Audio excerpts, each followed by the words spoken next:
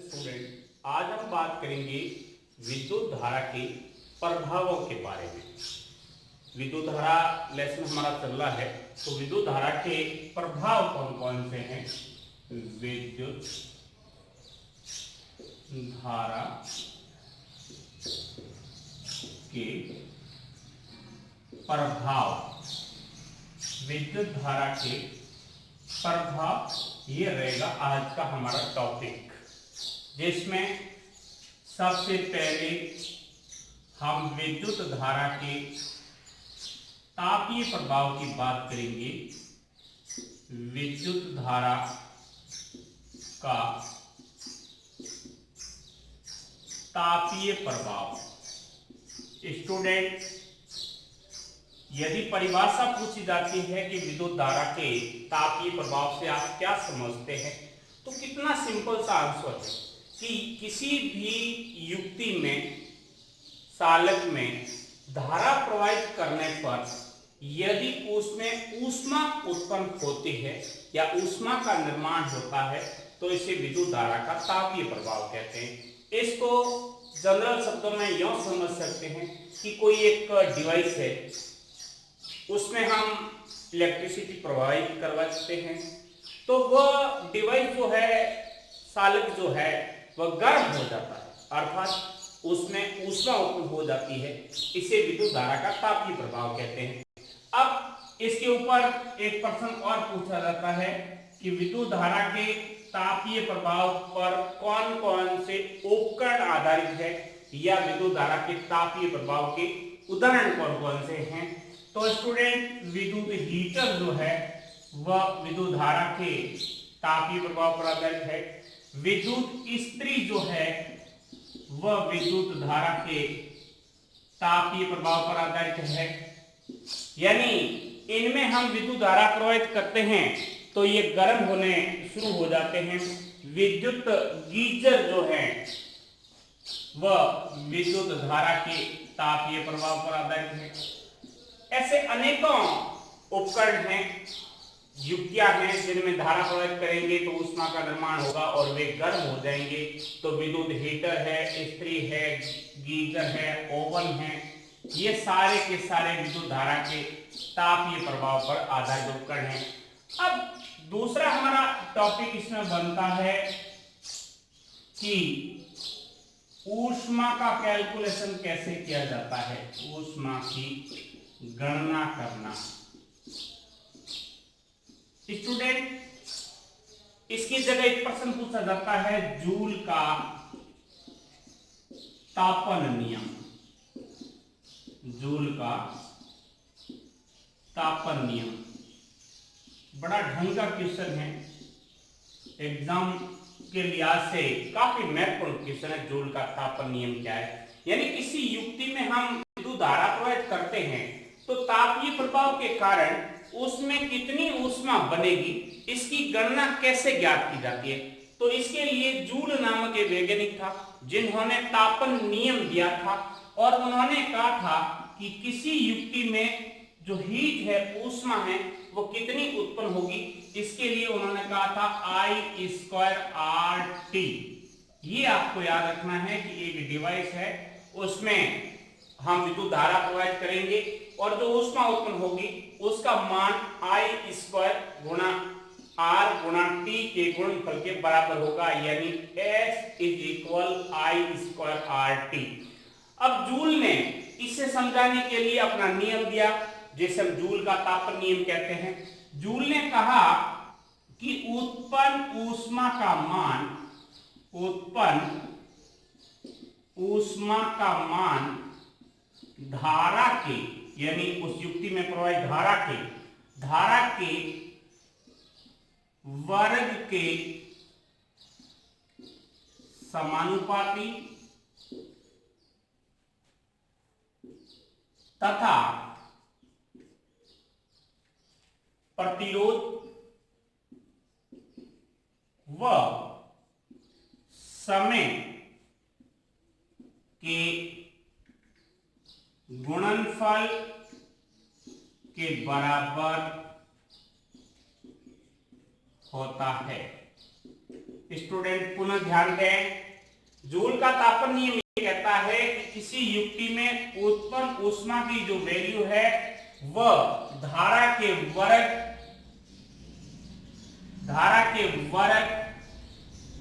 प्रतिरोध व समय के गुणनफल के बराबर होता है। धारा के वर्ग तथा प्रतिरोध व समय के गुणनफल के बराबर होता है, इसे हम जूल का तापन नियम कहते हैं। ये प्रश्न एग्जाम के लिहाज से काफी महत्वपूर्ण है और आप इसे ध्यान से याद कर लेंगे। अब एक आता है विद्युत शक्ति। विद्युत शक्ति किसे कहते हैं, काफी बार पूछ लिया जाता है। इस पर छोटे छोटे प्रश्न भी बहुत से बनते हैं कि विद्युत शक्ति किसे कहते हैं। अब किसी परिपथ में धारा प्रवाहित करने पर 1 सेकंड में जो कार्य किया जाता है, किसी युक्ति में धारा प्रवाहित करने पर 1 सेकंड में जो कार्य किया जाता है, इसे हम विद्युत शक्ति कहते हैं। ये तो हो गई इसकी परिभाषा। पुनः सुन लीजिए, इकाई समय में एक युक्ति धारा प्रवाहित करने पर जो कार्य करती है वह विद्युत शक्ति कहलाता है। अब इसका सूत्र हो जाएगा P बराबर W/T। स्टूडेंट, हम सारे जानते हैं कि कार्य का जो मात्रक है वह जूल होता है और समय का जो है वह सेकंड होता है, तो इसका मात्रक जो बन जाएगा वह बन जाएगा जूल प्रति सेकंड। अब जूल प्रति सेकंड का दूसरा जो नाम है वो वाट है। यानी ये भी पूछ सकते हैं कि शक्ति के मात्रक कौन कौन से। यदि जूल प्रति सेकंड आता है आपका ऑप्शन राइट होगा, यदि वो नहीं आता है और वाट ऑप्शन आता है तो ये राइट होता है। अब इसके ऊपर और छोटे छोटे प्रश्न बनते हैं। पूछा जाता है कि विद्युत शक्ति का सबसे छोटा मात्रक कौन सा है, तो आपका आंसर होगा वाट। दूसरा प्रश्न पूछ हो जाएगा, विद्युत शक्ति के बड़े मात्रकों के नाम बताइए, तो आपको कहना है किलोवाट, मेगावाट और अश्वशक्ति। अश्वशक्ति, ये 3 इसके बड़े मात्रक हैं जो पूछे जाते हैं। अब 1 किलोवाट में कितने वाट होते हैं, ये भी कई बार पूछ लिया गया है, तो 1000 या 10 की पावर 3 वाट होते हैं। 1 मेगावाट में कितने होते हैं, तो स्टूडेंट 1 मेगावाट में 10 की पावर 6 वाट होते हैं। 1 अश्वशक्ति में कितने वाट होते हैं स्टूडेंट, तो 746 वाट होते हैं। ये आपको महत्वपूर्ण डाटा है जो इसके बीच में इंटर रिलेशन पाया जाता है। ये आपको याद रखना है कि 1 किलोवाट में 1000 वाट होते हैं, 1 मेगावाट में 10 की पावर 6 वाट होते हैं और 1 अश्वशक्ति जो होती है उसमें 746 वाट होते हैं। अब एक टॉपिक है विद्युत ऊर्जा। ये भी पूछा जाता है कि विद्युत ऊर्जा किसे कहते हैं। स्टूडेंट, बहुत सिंपल सा है। विद्युत ऊर्जा को लेकर के आपको कहना है कि विद्युत शक्ति व समय, विद्युत शक्ति व समय का जो गुणनफल होता है उसको हम विद्युत ऊर्जा कहते हैं। E बराबर P इंटू T होता है। अब मात्रक क्या हो जाएगा, आप सारे जानते हैं विद्युत शक्ति का जो मात्रक है वो वाट है। ये हो गया वाट। अब जो टाइम है स्टूडेंट, इस टाइम का जो मात्रक लेंगे हम वो लेंगे इसकी इकाई घंटा, तो वाट इंटू घंटा, ये हो जाएगा विद्युत ऊर्जा का मात्रक और ये हो जाएगा इसका सूत्र E बराबर P इंटू T। अब स्टूडेंट, इसकी जगह कई बार पूछते हैं कि 1 वाट घंटा, 1 वाट घंटा से आप क्या समझते हैं। तो यदि 1 वाट शक्ति 1 घंटे तक कार्य करती है तो ऊर्जा का जो मान है वह होगा 1 W वाट, यानी 1 P इंटू 1 T का जो मान होगा वह होगा 1 WS। ये आपको ध्यान रखना है। पूछते हैं 1 वाट घंटा से आप क्या समझते हैं, तो आपको कहना है यदि 1 घंटे तक कोई युक्ति जो है वो 1 वाट शक्ति पे कार्य करती है तो ऊर्जा का जो मान होगा वो 1 WH होगा। इस बात का आपको ध्यान रखना है। अब विद्युत ऊर्जा को लेकर के एक और छोटा प्रश्न पूछते हैं कि इसका व्यापारिक जो है मात्रक वो क्या होता है, तो वो होता है किलोवाट घंटा 1 kWh। वापिस ध्यान दें, विद्युत ऊर्जा का व्यापारिक मात्रक जो है वह होता है 1 kWh। अब इसमें भी पूछते हैं जूल की संख्या क्या होती है, यानी 1 kWh में कितने जूल पाए जाते हैं। ये पर्सन बोर्ड ने 2-3 बार पूछा है स्टूडेंट, तो आपको कहना है कि 1 kWh में जूल की संख्या होती है 37 × 10 की पावर 5, 37 × 10 की पावर 5 जूल होते हैं किसमें, 1 kWh में। ये आपको ध्यान रखना है, 1 kWh में जूल का जो वैल्यू है वो 37 × 10 की पावर 5 होता है। तो ये तो हो गया स्टूडेंट विद्युत धारा का तापीय प्रभाव, जूल का तापन नियम, विद्युत शक्ति, विद्युत ऊर्जा और 1 kWh। अब हम बात करेंगे विद्युत धारा के दूसरे प्रभाव की, जो है विद्युत धारा का चुंबकीय प्रभाव। कई बार पूछते हैं कि विद्युत धारा के चुंबकीय प्रभाव से आप क्या समझते हैं। विद्युत धारा का चुंबकीय प्रभाव,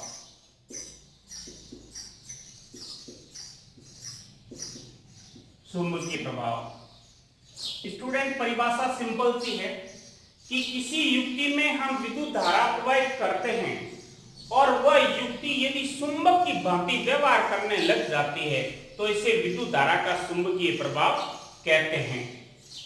किसी युक्ति में विद्युत धारा, किसी युक्ति में विद्युत धारा प्रवाहित करने पर युक्ति का चुंबक की भांति व्यवहार करना, चुंबक की तरह व्यवहार करना विद्युत धारा का चुंबकीय प्रभाव कहलाता है। अब स्टूडेंट इस पर एक प्रश्न बनता है ओरस्टेड के प्रयोग। तो दूसरा हमारा क्वेश्चन रहेगा ओरस्टेड का प्रयोग। स्टूडेंट ये एग्जाम के लिहाज से काफी बढ़िया क्वेश्चन है।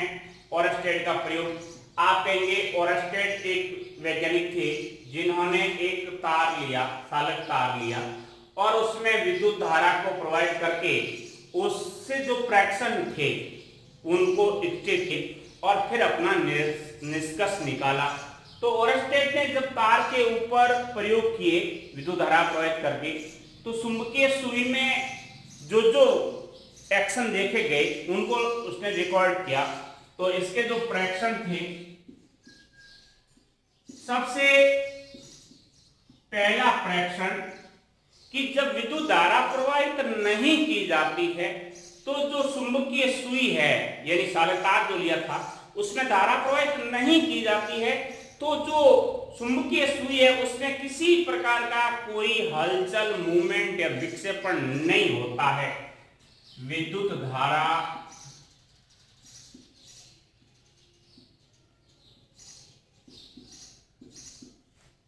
प्रवाहित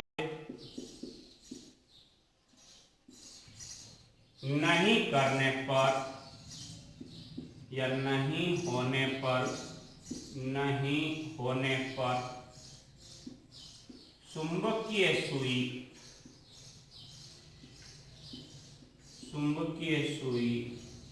में विक्षेपण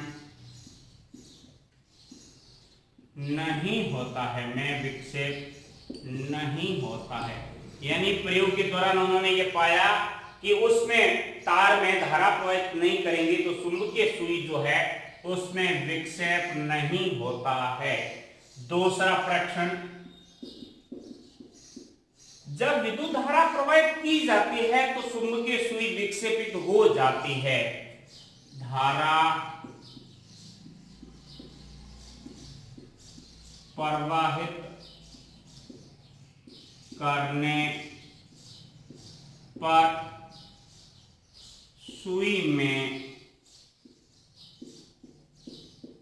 विक्षेपण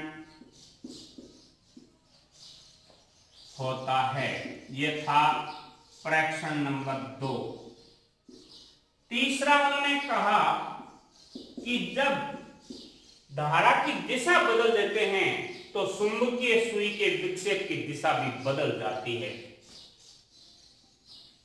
धारा की दिशा बदलने पर, धारा की दिशा बदलने पर चुंबकीय सुई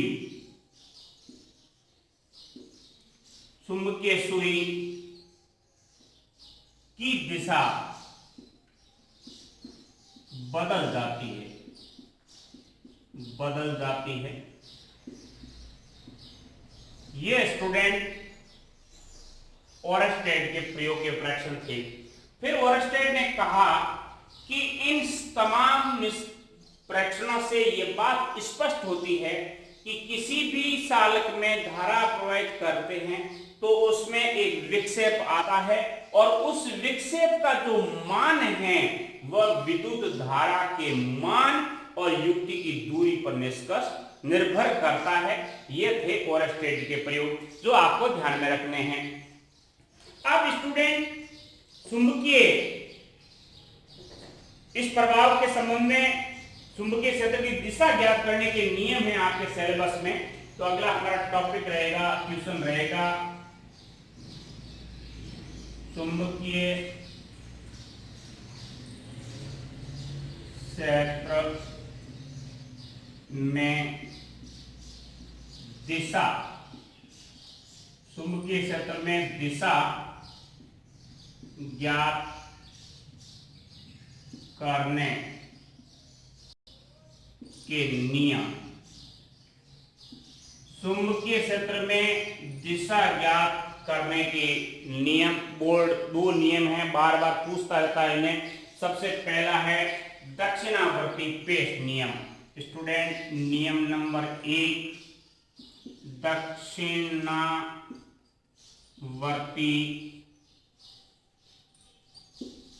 पेश का नियम। दक्षिणावर्ती पेश का नियम। दक्षिणावर्ती पेश का क्या नियम है इसको समझ लीजिए। ये पूछा गया है बोर्ड में। कोई भी पेश होता है जिसके द्वारा अपन वॉल में, लकड़ी में, बोर्ड में कोई हॉल करते हैं तो उस पेश को लेकर के एक नियम दिया गया और ये कहा गया कि दक्षिणावर्ती पेश को वर्ताकार इस तरह से घुमाया जाए कि पेश की जो नोक है वो विद्युत धारा की दिशा में रहे। ये कह रहे हैं कि इस नियम के अनुसार दक्षिणावर्ती पेश को इस तरह से वर्ताकार मार्ग में घुमाया जाए कि इसकी नोक की जो दिशा है वो विद्युत धारा की दिशा में रहे। नोक की जो दिशा है वो विद्युत धारा की दिशा में आगे बढ़े तो पेश की घुमाने की जो दिशा होगी वो चुंबकीय क्षेत्र की दिशा होगी। दक्षिणावर्ती पेश का नियम स्टूडेंट वापस सुन लें। इस नियम के अनुसार पेश को इस तरह वर्ताकार मार्ग में घुमाया जाए कि पेश की जो नोक है, इस तरह से घुमाया जाए कि पेश की जो नोक है वह विद्युत धारा की दिशा में आगे बढ़े। विद्युत धारा की दिशा में आगे बढ़े तो पेश को घुमाने की जो दिशा होगी वह चुंबकीय क्षेत्र की दिशा होगी। यह था दक्षिणावर्ती पेश का नियम। अब दूसरा नियम है स्टूडेंट, उसे कहते हैं दक्षिण हस्त नियम यानी चुंबकीय क्षेत्र की दिशा ज्ञात करने का जो दूसरा नियम है वह है दक्षिण हस्त नियम। दक्षिण हस्त नियम, दक्षिण हस्त नियम चुंबकीय क्षेत्र की दिशा ज्ञात करने के दो ही नियम हैं। तो दूसरा है दक्षिण हस्त नियम। ये हमारा दाहिना हाथ है, इसमें किसी सालक को इस प्रकार पकड़े कि अंगूठा धारा की दिशा में रहे तो मुड़ी हुई अंगुलियां चुंबकीय क्षेत्र की दिशा बताएगी। इस तरह से स्टूडेंट इसको आप पकड़ सकते हैं। इस नियम के अनुसार दाहिने हाथ में किसी धारावाही सालक को इस प्रकार पकड़े कि अंगूठा यदि विद्युत धारा की दिशा में रहे तो मुड़ी हुई अंगुलियां चुंबकीय क्षेत्र की दिशा बताएगी। यानी अंगूठा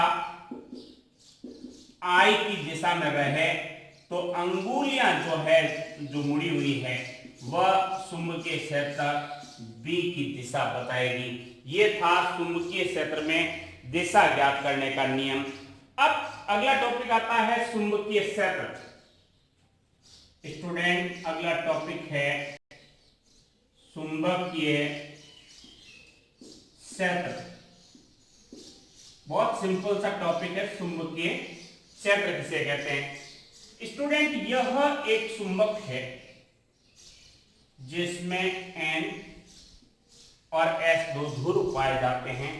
तो एक निश्चित एरिया जिसके चारों ओर निश्चित एरिया जहां चुंबक अपना प्रभाव रखता है चुंबकीय क्षेत्र कहलाता है। वापस ध्यान दें स्टूडेंट, चुंबक के चारों ओर का वह क्षेत्र जहां चुंबकीय प्रभाव को संसूचित किया जा सकता है या महसूस किया जा सकता है या रिकॉर्ड किया जा सकता है चुंबकीय क्षेत्र कहलाता है। चुंबक के चारों ओर का वह क्षेत्र जहां चुंबक अपना प्रभाव रखता है चुंबकीय क्षेत्र कहलाता है। एक और इस पर प्रश्न बनता है चुंबकीय बल रेखाएं। चुंबकीय बल रेखाएं कई बार पूछते हैं कि चुंबकीय बल रेखाएं किसे कहते हैं।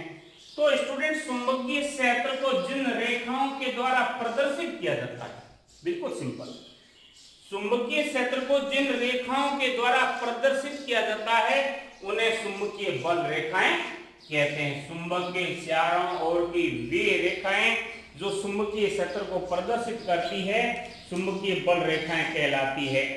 अब स्टूडेंट एक प्रश्न बनता है विद्युत चुंबकीय प्रेरण। विद्युत चुंबकीय प्रेरण, विद्युत चुंबकीय प्रेरण पूछते हैं विद्युत चुंबकीय प्रेरण किसे कहते हैं। तो स्टूडेंट कुंडली और चुंबक के बीच में एक कुंडली होती है, ये माना कुंडली है एक, और यह एक चुंबक है। इन दोनों के बीच में जब सापेक्ष गति करवाते हैं, कुंडली और चुंबक के बीच में सापेक्ष गति करवाते हैं तो कुंडली में विद्युत प्रभाव उत्पन्न हो जाता है। स्टूडेंट चुंबक और कुंडली के बीच में जब सापेक्ष गति करवाई जाती है तो कुंडली में एक परिवर्तन आता है, यानी विद्युत धारा जो है वह उत्पन्न हो जाती है। इसे विद्युत धारा का चुंबकीय प्रेरण कहते हैं। वापस सुन लेना स्टूडेंट, कुंडली और चुंबक के बीच में सापेक्ष गति करवाने पर कुंडली में विद्युत धारा उत्पन्न हो जाती है। इसे विद्युत धारा का चुंबकीय प्रभाव माफ करना चुंबकीय प्रेरण कहते हैं। अब इसी से एक और प्रश्न बनता है प्रेरित धारा। प्रेरित धारा किसे कहते हैं, कई बार इसको लेकर के भी प्रश्न बनाए जा सकते हैं। तो आपको कहना है कुंडली से संबंध चुंबकीय फ्लक्स में, ये कुंडली है, इससे संबंध चुंबकीय फ्लक्स में, अब चुंबकीय फ्लक्स क्या है ये आपको बताएंगे। कुंडली से संबंध चुंबकीय फ्लक्स में परिवर्तन करने पर उत्पन्न धारा, कुंडली से संबंध चुंबकीय फ्लक्स में परिवर्तित करने पर, कुंडली से संबंध चुंबकीय फ्लक्स में परिवर्तन करने पर उसमें जो धारा उत्पन्न होगी उसे प्रेरित धारा कहते हैं। इसको यह भी तो कह सकते हो कि विद्युत चुंबकीय प्रेरण के कारण जो धारा उत्पन्न होती है इसे हम प्रेरित धारा कहते हैं। अब स्टूडेंट इसका एक लास्ट क्वेश्चन बनता है, वह है चुंबकीय फ्लक्स, क्योंकि हमने एक वर्ड काम में लिया था कि कुंडली से संबंध चुंबकीय फ्लक्स में जब परिवर्तन करेगी तो प्रेरित धारा उत्पन्न होती है, यानी जो धारा उत्पन्न होती है इसे प्रेरित धारा कहते हैं। तो ये चुंबकीय फ्लक्स है क्या? तो चुंबकीय फ्लक्स, चुंबकीय फ्लक्स स्टूडेंट यह एक निकाय है जिसमें से चुंबकीय बल रेखाएं गुजरती है, चुंबकीय बल रेखाएं यहां से गुजरती है। तो ये कह रहे हैं कि किसी चुंबकीय क्षेत्र में, ये माना एक चुंबकीय क्षेत्र था, किसी चुंबकीय क्षेत्र में रखे पृष्ठ से गुजरने वाली चुंबकीय बल रेखाओं की संख्या, यह एक चुंबकीय क्षेत्र है, इसमें एक पृष्ठ रखा है और यहां किसी स्रोत से चुंबकीय बल रेखाएं निकलती है, तो एक समय में कितनी बल रेखाएं गुजरेगी, इसे हम चुंबकीय फ्लक्स कहते हैं। किसी चुंबकीय क्षेत्र में रखे पृष्ठ से गुजरने वाली चुंबकीय बल रेखाओं की संख्या को उस पृष्ठ से संबंध चुंबकीय फ्लक्स कहते हैं। इसका मात्रक भी पूछते हैं स्टूडेंट कि चुंबकीय फ्लक्स जो है इसका मात्रक क्या होता है, तो मात्रक इसका होता है स्टूडेंट वेबर, जिसे फाई से व्यक्त किया जाता है, वेबर होता है। तो आप इस ध्यान रख लेना, विद्युत धारा के प्रभाव आपने पढ़ा, विद्युत धारा के दो प्रभाव थे। सबसे पहला था विद्युत धारा का तापीय प्रभाव और दूसरा था विद्युत धारा का चुंबकीय प्रभाव। अब स्टूडेंट इसकी जगह, तापीय की जगह एक दूसरा नाम भी लगा सकते हैं, ऊष्मीय, ऊष्मीय प्रभाव। तो आपको कंफ्यूज बिल्कुल नहीं होना है और ये कहना है कि किसी चालक तार में या चालक में या युक्ति में विद्युत धारा प्रवाहित करने पर उसमें ताप का या ऊष्मा का उत्पन्न होना विद्युत धारा का तापीय प्रभाव कहलाता है।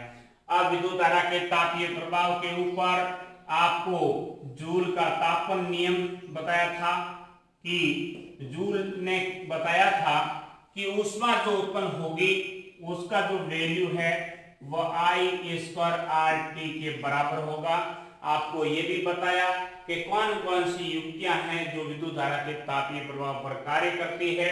दूसरा था ओरस्टेड का प्रयोग जो कि चुंबकीय प्रभाव से रिलेटेड था, और चुंबकीय प्रभाव की परिभाषा में बता दी कि किसी भी युक्ति में धारा प्रवाहित करते हैं तो वह युक्ति जो है वो चुंबक की तरह बिहेव करने लगती है, इसे विद्युत धारा का चुंबकीय प्रभाव कहते हैं।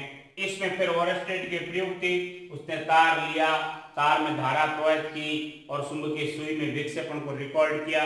तो तीन उसने फ्रैक्शन लिए थे कि धारा प्रवाहित नहीं करते हैं तो विक्षेपण नहीं आता है, धारा प्रवाहित करते हैं तो विक्षेपण आता है, और तीसरे में उन्होंने कहा कि धारा की दिशा चेंज करते हैं तो विक्षेपण की दिशा चेंज हो जाती है। ठीक है ना, ये थे ओरस्टेड के प्रयोग। फिर चुंबकीय क्षेत्र किसे कहते हैं, चुंबकीय क्षेत्र में बल रेखाएं किसे कहते हैं, चुंबकीय फ्लक्स क्या है, इसका मात्रक क्या है, विद्युत चुंबकीय प्रेरण क्या है, और विद्युत चुंबकीय प्रेरण के बाद चुंबकीय क्षेत्र में चुंबकीय क्षेत्र की दिशा ज्ञात करने के 2 नियम थे, दक्षिणावर्ती पेश नियम और दक्षिण हस्त नियम, जिनको आपको बता दिया गया है। इस टॉपिक से संबंध में किसी तरह की कोई समस्या है तो स्टूडेंट आप हमें सुझाव दे सकते हैं, आपकी इन समस्याओं का समाधान किया जाएगा।